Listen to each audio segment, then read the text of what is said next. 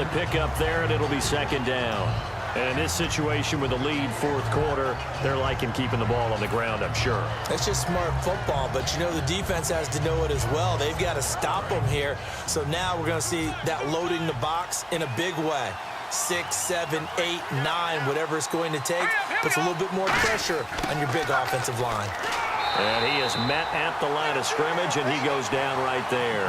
Just a 1-yard pickup there, and it's going to make it third down at 6. Well, I think we know by now that every run is not going to be broken and get all the way to the end zone. But these short ones still have their value. You can still set up your play action and throw the football. You control the clock because you have the ball and they don't.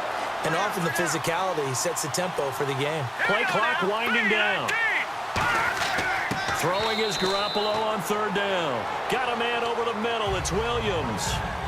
One hallmark of good defenses is understanding the game, understanding positioning, and tackling immediately in the secondary after catches. I think we just saw that on display right there. Got to him before he ever had a chance to think about turning it upfield.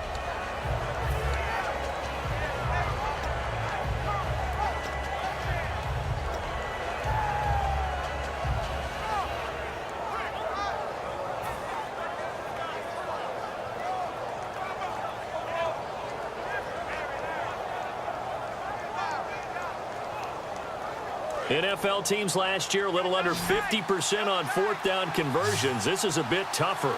4th and 4. Garoppolo to throw for it on 4th. And he can't get a throw away. He's taken down. Time for a break. We'll come back for the electrifying conclusion after this.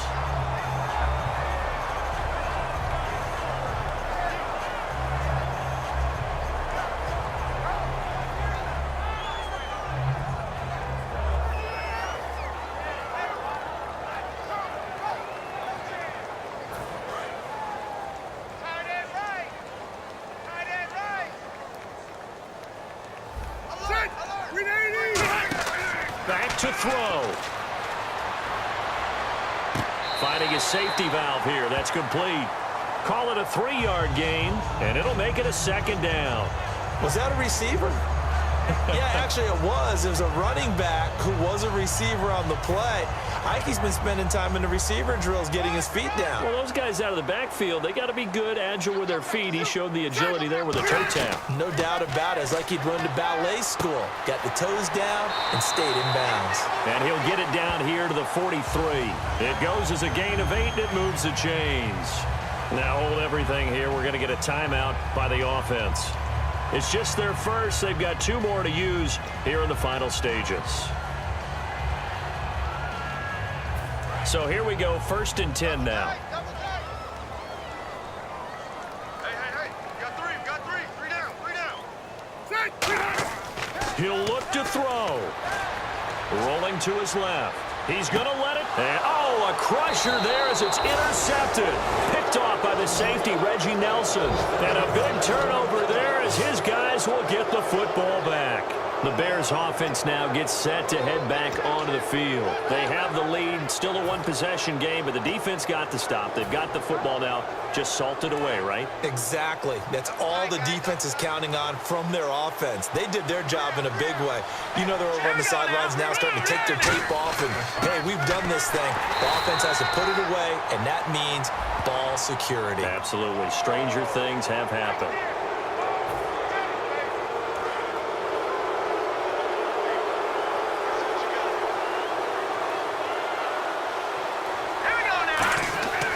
And he'll give it here to his running back. And not much.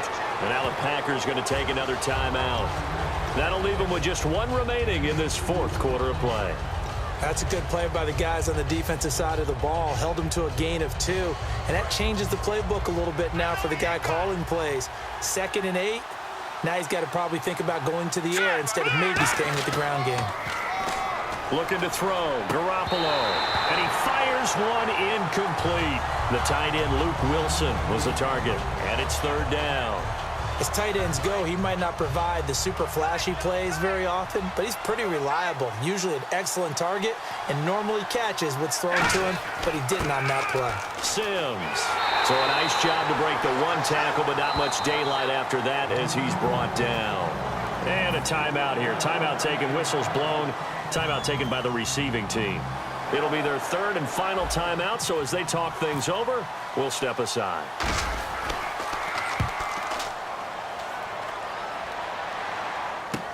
With it is Brown. Great blocking on the return. It springs him for 25. And possession will switch hands, 1st and 10.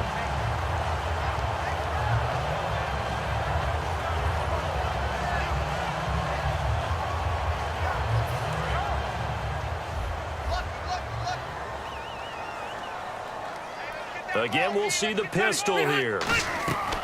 He's back to throw. And he can't get a throw off. He's taken down. What a huge play at this point in the game. Well, so much for setting the tone of the drive offensively. Giving up a big sack that loses that kind of yardage, not a great start. Back to throw.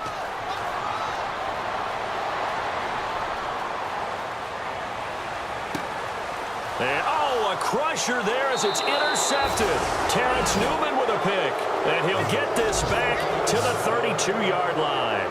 And now Chicago getting ready to go as they take the field. And on the last go-around, they really couldn't get anything going.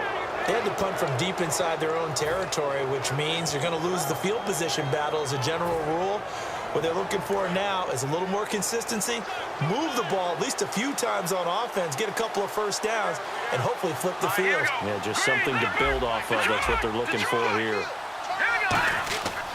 They'll give it to him right up the gut. And he will lose yardage back to the 34-yard line. That's going to go as a loss of a yard, and it'll be 2nd down. One of the beauties of a 3-4 defense is that you have flexibility with your linebackers, and you can put them in different spots. But one of the downsides is an offensive team that's committed to running the football, you can get your big offensive linemen up on linebackers quicker, and that usually gives you an advantage in running it. It's a 9-yard pickup on the play, and that'll make it 3rd down.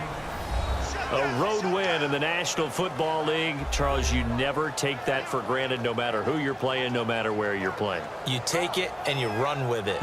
And you know you primed the pump all week in your own home facility. No one thinks we can do this. Only people who believe are right here in this room. And then you go on the road, band together, and get it done.